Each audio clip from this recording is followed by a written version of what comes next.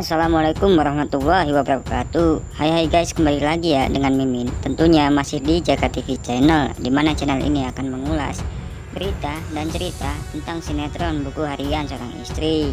Ini berisi tentang ulasan dan sinopsis Buku Harian Seorang Istri episode 342.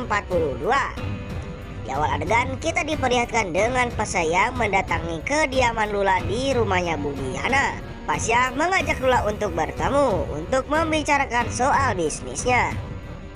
Namun Budiana tidak mengizinkannya, tetapi Lula berusaha meyakinkan Budiana agar bisa mengizinkan mereka. Dan akhirnya Budiana mengizinkan mereka. Akhirnya mereka berdua bisa mengobrol tentang bisnisnya di sebuah kafe. Tetapi tak selang lama Pasha pun mengungkapkan perasaannya kepada Lula. Diawali dengan minta maaf, Pasha pun mulai mengungkapkan isi hatinya itu kepada Lula. Dengan dramanya Pasha mengungkapkannya isi hatinya itu. Dan sontak ucapannya Pasha pun membuat air mata Lula menjadi meleleh. Tapi tidak dengan hati Lula. Dan ternyata Lula tidak terbawa dengan suasana meski Pasha telah mengeluarkan kata-kata mutiaranya itu. Lula pun sadar kalau Pasha sudah menjadi milik orang lain, yaitu milik Priska. Dan hanya kata telatlah yang bisa Lula katakan kepada Pasha. Lula pun menghindar lalu pergi menjauh dari Pasha. Tetapi Lula menghindarnya hanya sekedar pindah tempat saja. Dan di atas gedung mereka terus berselisih. Lalu Pasha dengan tegas memohon kepada Lula agar Lula menerima cintanya dan bisa mengulang semuanya dari awal lagi. Tapi tidak dengan Lula yang ingin menjauh dari Pasha, karena Lula sadar Pasha sudah bertunangan dengan Priska. Naas setelah mereka berselisih, Lula terjatuh dari atas gedung yang menyebabkan Lula tak sadar dan harus dilarikan ke rumah sakit. Di lain sisi kita diperlihatkan dengan Papa Mentega yang sedang cemas menunggu Mama Mentega pulang. Tak selang lama pun Nana pulang dan di sini kita semua sebagai penonton dibikin senyum-senyum sendiri ya guys oleh tingkah manja Mama Mentega yang ingin dibuatkan susu oleh Papa Mentega. Lalu Dewa membayangkan sesuatu di mana Dewa memikirkan hal yang berbau romantis karena Dewa ingin mengajak Nana untuk berlibur. Ketika Dewa tertidur, Nana yang terbangun di malam hari berinisiatif untuk menyalakan musik dan menghidupkan lampu yang remang-remang dan bericak-berinong. Lalu Nana membangunkan Dewa untuk mengajaknya berdansa. Pokoknya mas so sweet. Nah guys, itu dia yang kita tunggu-tunggu ya, keromantisan mereka berdua, yaitu Mama Mentega dan Papa Mentega. Tetapi guys, kita balik lagi ke Lula yang membuat Budiana khawatir. Dan Budiana pun menelpon Lula beberapa kali namun tidak bisa. Pak Arman pun datang dan langsung menelpon Pasha. Namun nihil guys, Pasha juga nggak bisa ditelepon. Lalu Budiana dan Pak Arman pergi mencari Lula. Di sisi lain Pasha yang sedang menemani Lula dan menunggu Lula untuk sadar akhirnya membuahkan hasil. Akhirnya Lula pun tersadar. Lalu Pasha pun langsung menemui dokter untuk menanyakan hasilnya.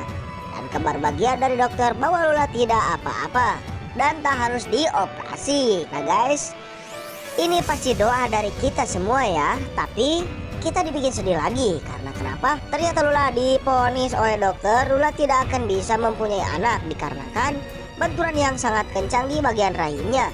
Sungguh cobaan yang bikin kita semua jadi patah semangat ya guys. Tak selang lama Pasha pun mendatangi Lula yang awalnya Pasha disuruh keluar oleh dokter karena ada 4 mata yang harus dibicarakan antara Lula dan dokter. Pasha pun menanyakan perihal pembicaraan mereka, tetapi Lula tak sempat mengatakan kepada Pasha karena Budiana dan Pak Arman tiba-tiba datang. Budiana sontak saja langsung memarahi Pasha di depan Lula dan Pak Arman. Tak hanya itu, Pak Arman pun tak tinggal diam. Pak Arman pun langsung menyuruh Pasha untuk pergi atau mengusir Pasha dari hadapan mereka.